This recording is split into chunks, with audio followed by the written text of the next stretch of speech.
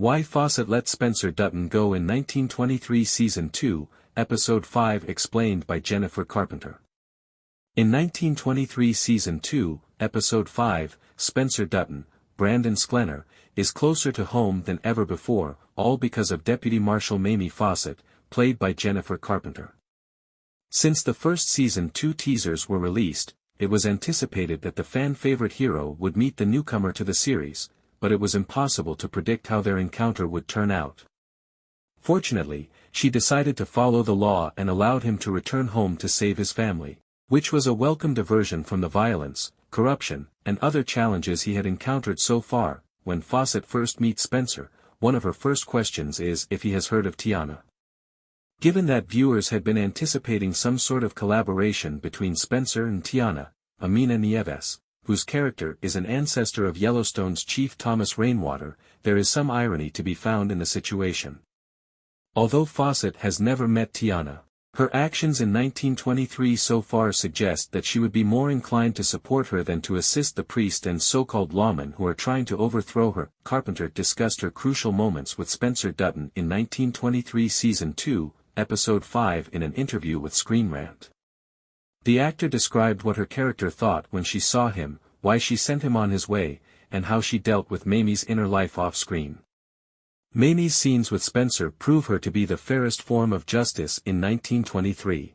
My heart fell as the cowboy who had earlier offered her group sanctuary gave in after learning of her contextless atrocities from Father Renaud. Only Gunshots to Guide Us begins with the search for Teonna still ongoing.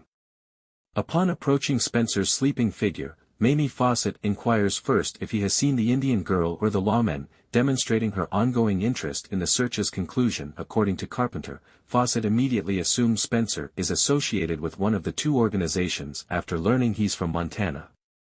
In any case, I need to get him out of there, she added, adding that the best place to take him was the Amarillo Sheriff's Office, which is close to the water.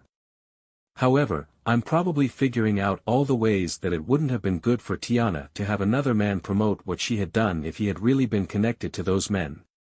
That statement of purpose eliminated any uncertainty regarding the deputy marshal's loyalty, but Fossett is not a person driven by her own ambitions.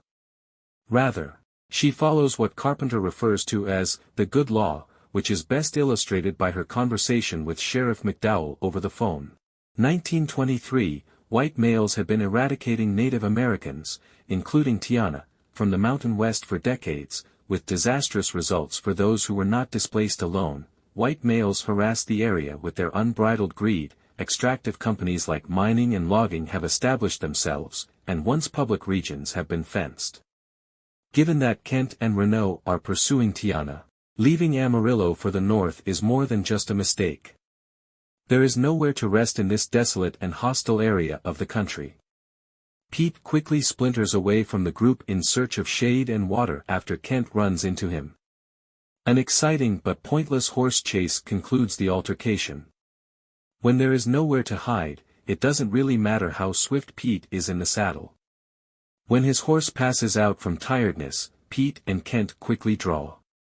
At the end of the episode, shots are fired. As the show draws to a conclusion, shots are fired, but we won't know who was hit until the following week. It hardly matters at all. Although Pete's passing would be devastating, Kent's passing would most likely foreshadow Pete's passing a short while later. America is everywhere. Alex Dutton is also looking for a family that will adopt her and her newborn child on a very different frontier, the Transcontinental Railroad.